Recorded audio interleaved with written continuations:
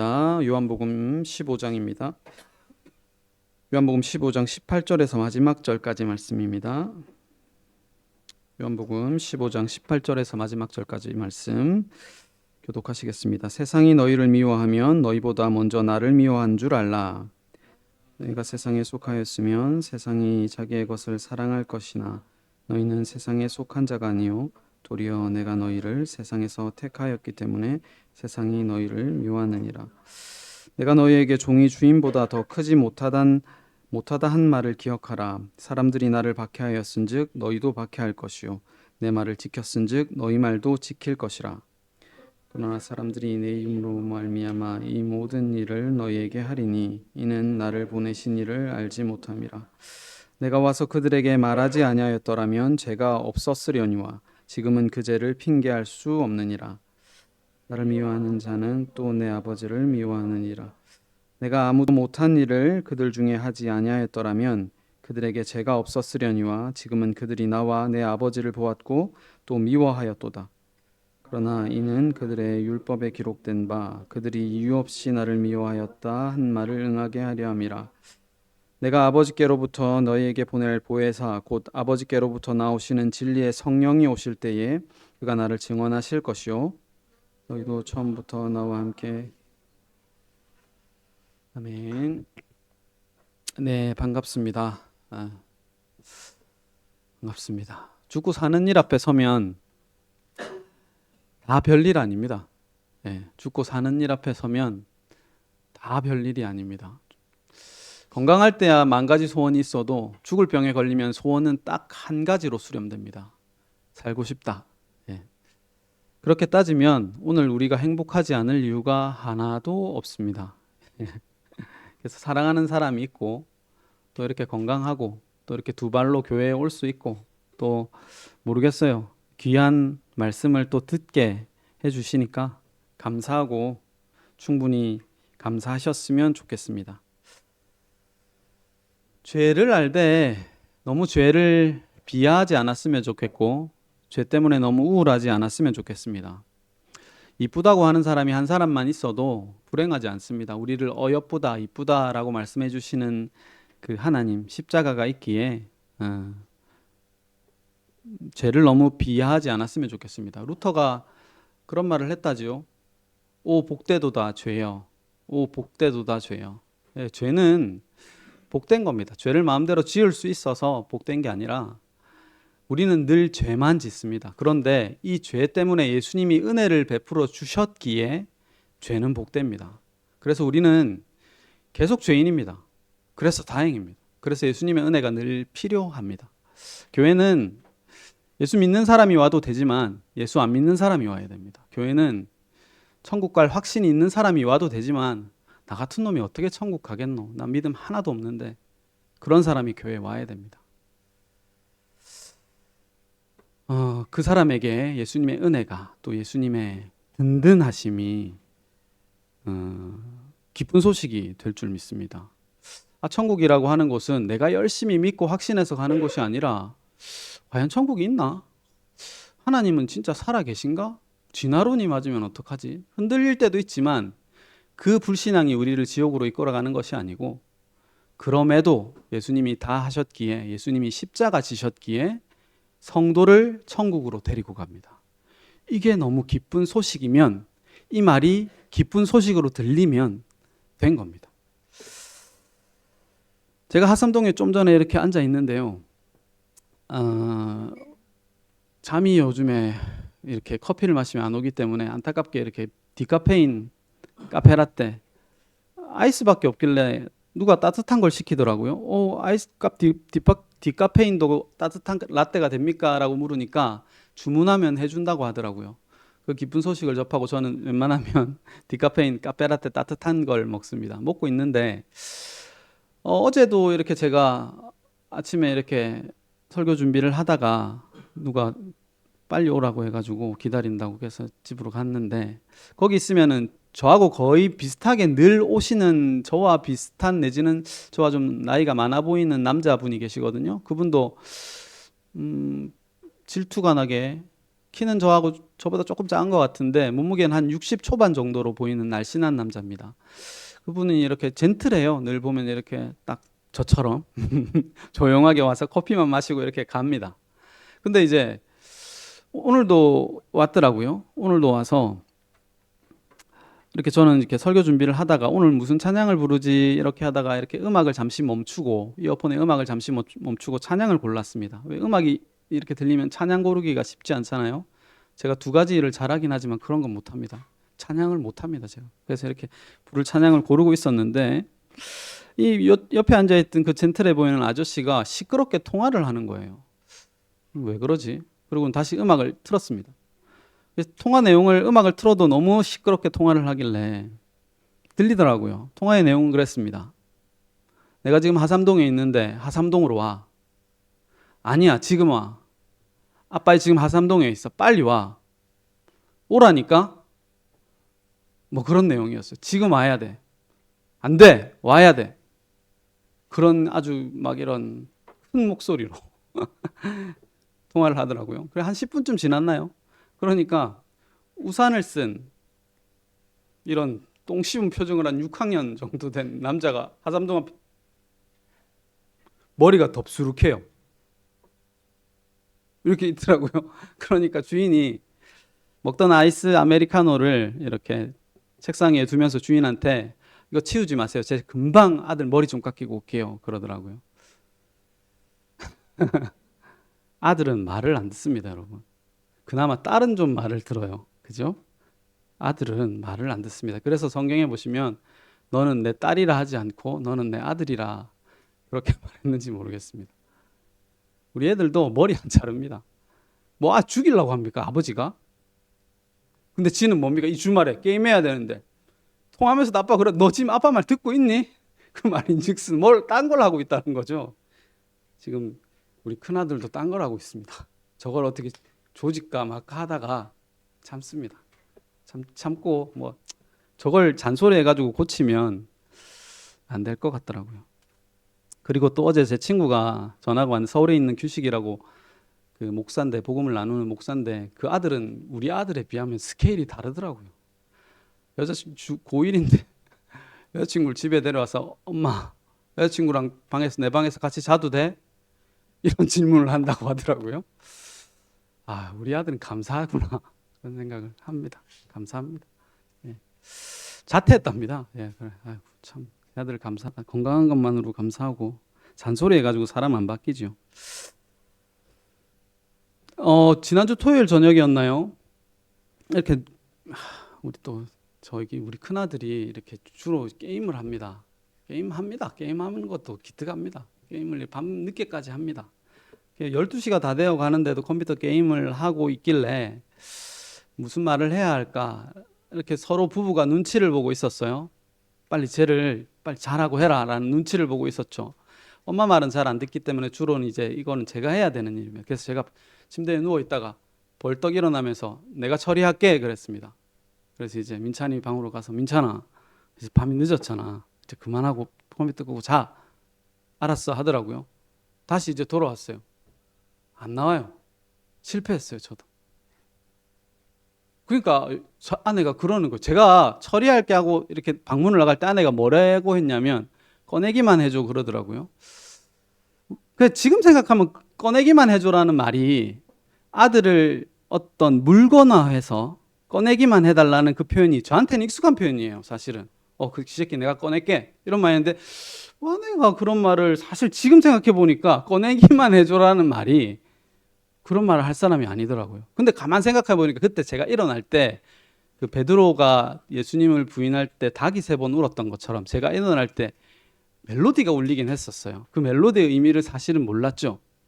아내는 사실 멜로디가 울리길래 건조기에 빨래를 꺼내기만 해줘 이 말을 한 거예요. 근데 저는 타이밍이 그때 당시에는 저 새끼 내가 꺼내러 가겠다 라는 마음으로 꺼내고 왔는데 아내가 제가 빨래를 안 들고 오니까 안 꺼냈어 라고 하더라고요. 그래서 제가 못 꺼냈어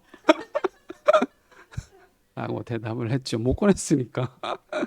그리고 한참을 생각하니까 아하 이게 빨래를 얘기한 거였구나를 뒤늦게 알았지만 저는 빨래를 거두러 가지 않았습니다. 아들이나 남편이나 말을 안 듣기는 한 가지입니다. 오늘 본문, 지난주 본문에도 보시면 우리를 이제 종이라 하지 않고 친구, 다른 말로 하면 아들이라고 하신다고 합니다. 친구의 조건이 있어요. 들어보니까 친구는 친구를 위해서 목숨을 버리는 자입니다. 그리고 친구는 그 말을 듣는 자입니다. 말을 듣는 자. 예수님이 말을 하면 내 말을 듣는 자가 내 친구다 이렇게 말씀하셔요. 15절, 14절에 그렇게 나옵니다. 그리고 이제 구약으로 가보면 아브라함을 하나님이 친구라고 하거든요. 왜 그럽니까? 나는 이제 아브라함에게 뭘 숨기지 않는다. 그래서 내 비밀을 다 이야기하는 관계다. 그걸 친구라고 합니다. 그러면 친구를 종합해 보면 친구를 위해서 목숨을 버리는 자, 그 다음에 예수님의 말을 듣는 자, 그 다음에 하나님의 비밀을 아는 자를 친구라고 할 수 있습니다. 우리는 예수님의 친구입니까? 종입니까? 구야? 그럼 너 목숨을 버렸나? 근데 너무나도 다행스러운 것은 예수님이 16절에 하시는 말씀입니다. 이제부터 너희를 종이라 하지 않겠다 그럽니다. 제자들은 아무것도 안 했는데요. 오히려 좀 있으면 배반하고 도망갈 건데요. 근데 이제부터 너희를 종이라 하지 않겠다 이렇게 말하는 게 참 은혜잖아요. 그 말인즉슨 예수님이 다 하겠다. 예수님이 이제는 명령을 지키고 예수님이 너희를 위하여 목숨을 버리고 내가 친히 성령을 보내어 너희를 나를 아는 길로 인도하여 가겠다라는 말씀입니다. 그러니까 좀 말 안 들어도 됩니다. 말 안 들어도 됩니다. 뺀질거려도 됩니다. 제가 제일 뺀질거리기 때문에 하는 말입니다. 오늘 본문을 보시면 이제 미움에 대한 이야기입니다. 세상이 너희를 미워할 거야 라는 내용입니다. 이건 어떻게 해석해야 될까요? 세상은 예수님을 미워했죠. 그렇기 때문에 너희도 미워할 거야 라고 분명히 말합니다. 중요한 문제죠. 세상이 여러분들 미워합니까? 이제 미워 안 하죠. 왜냐하면 세상이 미워하는 소리를 우리 이제 하지 않잖아요. 야, 너 그렇게 믿으면 지옥 가. 이 말하면 세상이 미워합니다. 네가 믿는 예수는 율법의 예수야. 다른 예수야. 네가 만든 우상이야. 이 얘기를 하면 대반에 미워합니다. 세상이. 근데 이 얘기를 우리가 이제 좀 하지 않지요. 왜 그럴까요? 결단력이 사라졌기 때문이죠. 뭔가를 결단하려면 이유가 있어야 되는데 뭐 내가 해도 뭐 안 된다며. 예수님이 다 한다며. 그러니까 이제 더 이상 결단하지 않게 됩니다. 왜 우리가 기도하지 않죠? 기도는 내가 해도 안 들어주신다며 하니까 안 하게 됩니다. 기도는 예수님이 십자가에서 다 이루셨다며. 그러면 뭐 때문에 기도하는데? 내가 뭐 때문에 전도하는데? 더 나가면 내가 뭐 때문에 교회 와야 되는데? 내가 뭐 때문에 설교해야 되는데? 모든 결단력이 사라져 버리게 되죠. 인간은 결단해야 되는 동물입니다. 다 뭐 이렇게 뭔가 대단한 목적이 있지 않으면 대단한 일을 할 수가 없어요. 근데 진짜 중요한 얘기인데요. 우리가 살아가는 건 은혜로 산다면서요. 은혜로 삽니다. 그 말인즉슨 은혜의 방편들이 여러 가지가 있는데 그 은혜의 방편들을 누리면서 삽니다.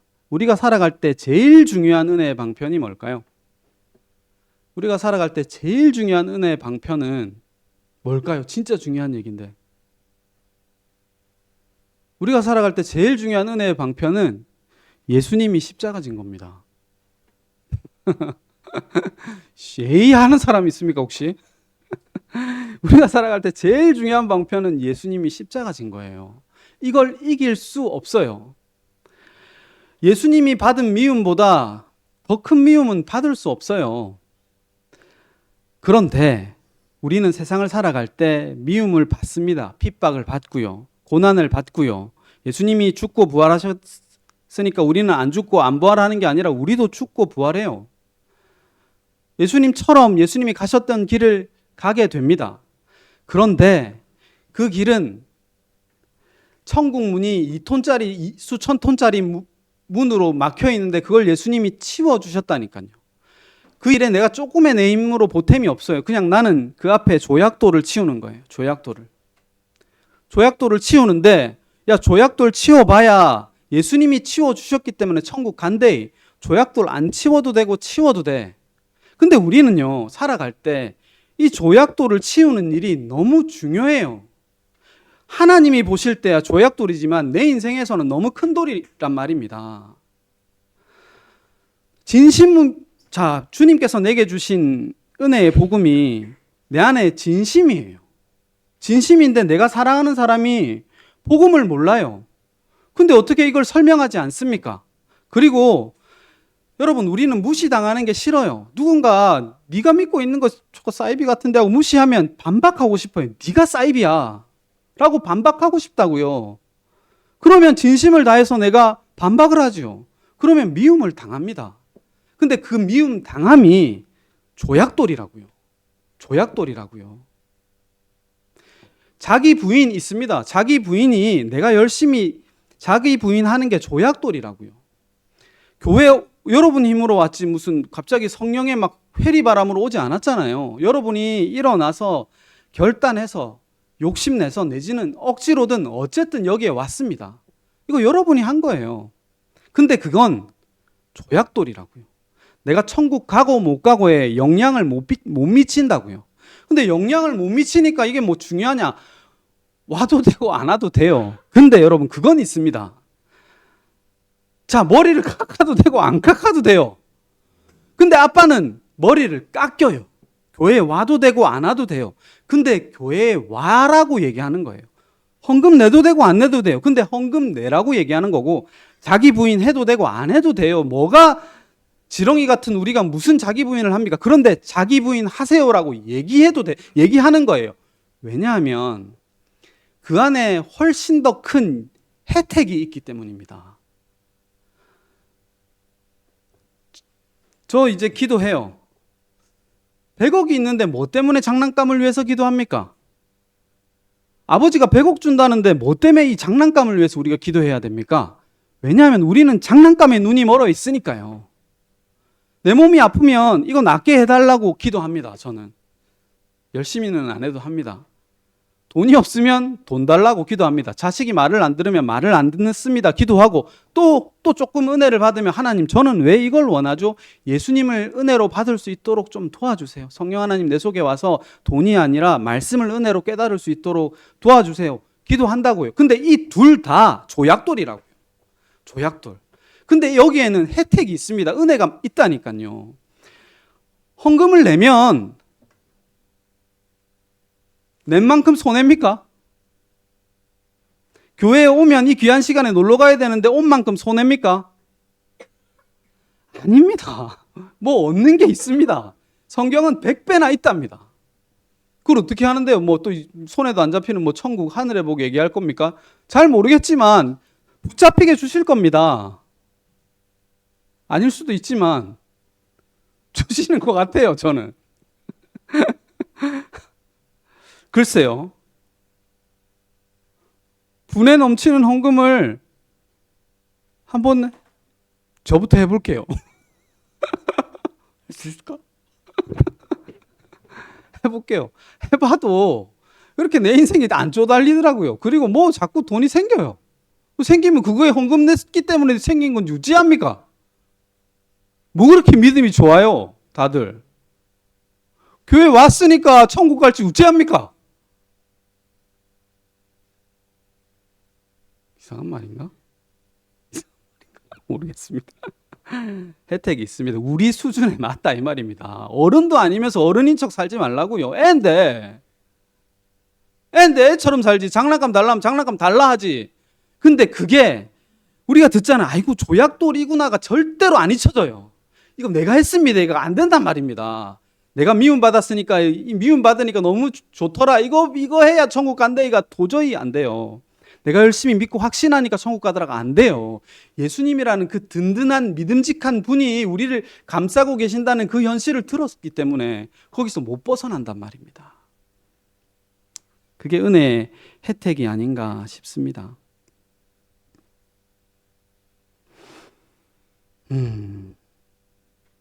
그래서 저는 예수님이 다 하셨다는 말이 안심이 됩니다. 그냥 마음이 편하면 되잖아요. 인생 사는 거. 다 마음이 안심이 안 돼서 불편하게 사는 거잖아요. 예수님이 다 하셨다 하니까 안심이 됩니다. 내가 이렇게 믿음이 없는 모습이 있고 오늘도 뭘 설교해야 되지? 난 실력이 없는데. 그래도 대충 하고 재수 봅니다. 그렇게 안심하시는 여러분이 되셨으면 좋겠어요. 마음이 편안한 여러분이 되셨으면 좋겠어요. 예수님이 다 하셔서 너 안 해도 돼. 너 뺀질거려도 돼. 너 의심해도 되고, 너 좀 교회 안 와도 되고, 너 설교 못 해도 되고. 근데 물론 저는 설교 잘해야 뿌듯해요. 내가 뭔가 잘한 일이 있으면 뿌듯하다고요. 그 뿌듯함이 엄청 희열을 느끼게 해요. 근데 그 뿌듯은 약해요, 여러분. 약해요. 곧 뿌직하고 부러진단 말입니다. 제가 이렇게 그나마 여기 있는 분들을 제가 제일 많이 살갑게 교제하잖아요. 그나마 뭐 이것도 좋은 현상 같지는 않은데 제가 여기 있는 분들 다 살갑게 교제해 보니까 느끼는 바가 있어요. 뭐냐 하면 다 찌질해요. 아무리 세 보이는 사람도 찌질해요. 유치하고. 저도 그래요. 저는 안 그런 것 같죠. 제 아내가 제일 잘 알아요. 여러분 참 안 믿는데 저는 이 설교하고 맨날 부끄러워서 집에서 이불을 찬다니까요. 그리고 잘 삐지고 잘 실망하고 그리고 여러분이 조금만 저에게 싫은 행동을 보이면 내가 싫어서 그런가 보다 하고 좀 더 확대 해석하고요. 다르지 않더라고요. 그러니까 오늘 윤정아 안 왔는데 윤정아 도도하고 되게 있어 보이고 책 읽고 그렇죠. 사귀어 보니까 허당이에요. 되게 애가 부실해요. 그리고 되게 점잖아 보이고 되게 나는 정현이 너무 있어 보였거든요. 사귀어 보니까 형님도 약해요. 우리 아버지요. 제일 약해요. 제일 아는 것 같아도 모르는 게 많고 다 애고 약하더란 말입니다. 그러니까 하나님이 그러잖아요. 이 지렁이 같은 야곱아 여기 다 벌레들만 모여 있는데 다 모기 유충들인데 무슨 잘난 척을 하고 무슨 네가 낫니 내가 낫니 재고 시샘하고 질투하고 미워하고 그렇게 하겠습니까? 네, 그러지 않았으면 합니다. 미움이라고 하는 건 사실은 뇌작용이죠. 뇌작용입니다. 원수를 사랑하라라는 법은 지킬 수 없어요. 어떻게 원수를 사랑합니까? 사랑이라는 감정은 내가 지어낼 수 없어요. 그냥 밀려오는 겁니다. 미움이라는 감정도 그래요. 그냥 밀려드는 거예요. 왜 밉죠? 나를 보호하기 위해서 상대방을 미워하는 거예요. 그건 내가 방어 기제로 어쩔 수 없이 시키는 겁니다. 나를 보호하기 위해서 저 사람을 미워해야만 돼요. 내가 싫어하는 부분들을 남이 하면 그 사람을 미워해버리면 그 사람을 적으로 생각해버리면 그 사람을 그래서 그냥 내 인명사전에서 지워버리면 내 인생이 편하기 때문입니다. 그건 내의 문제지. 그러니까 법이라고 하는 것은 도저히 지킬 수 없는 것입니다. 원수를 사랑하는 법은 예수님이 지키는 것입니다. 그 은혜 안에서 안심하시는 저와 여러분이 되셨으면 좋겠습니다. 오늘 설교 제목이 미움받는 은혜인데요. 미움받을 용기로 할까 하다가 미움받는 은혜로 바꿨습니다. 물론 미움받을 용기도 필요합니다. 세상에서 복음을 전하고 나의 진심을 전하면 미움을 받게 된다 하셨으니 근데 그 미움받음도 미움받을 때 미움받는 손해가 아니란 말이죠. 미움받으면 내가 하나님의 사랑을 받고 있구나라는 그쪽으로 더 은혜를 받게 되고 또 같이 말이 통하는 성도들끼리의 귀함을 또 알게 되니까 미움받을수록 은혜는 누리게 됩니다. 그러니까 손해보는 것은 우리에게 없습니다. 그리고 미움받는 은혜라는 말은 은혜가 미움받고 있다는 말도 되죠. 우리로 하여금 끊임없이 은혜는 또 우리로 하여금 미움받고 있습니다. 그래서 우리의 자랑이 되지 못하고 우리의 실력이 되지 못합니다. 오직 은혜만 남는 저와 우리가 되었으면 합니다. 기도하시겠습니다.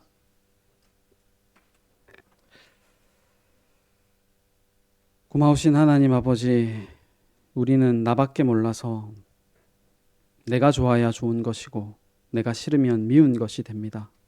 거기서 벗어나지 못하고 하나님이 주신 아무리 큰 것도 내가 좋아야 좋기에 내가 좋은 것을 구할 수밖에 없고 내가 좋은 것을 따라 살아갈 수밖에 없는 저희들입니다. 그런 약하고 어린 우리들을 위하여 가장 좋은 것을 예비하시고 인도하시는 참 어른 되신 그 예수님의 인도하심을 믿기에 오늘도 어리석은 나를 인정하며 안심하는 저희가 되게 하여 주시옵소서. 예수님의 이름으로 기도합니다. 아멘.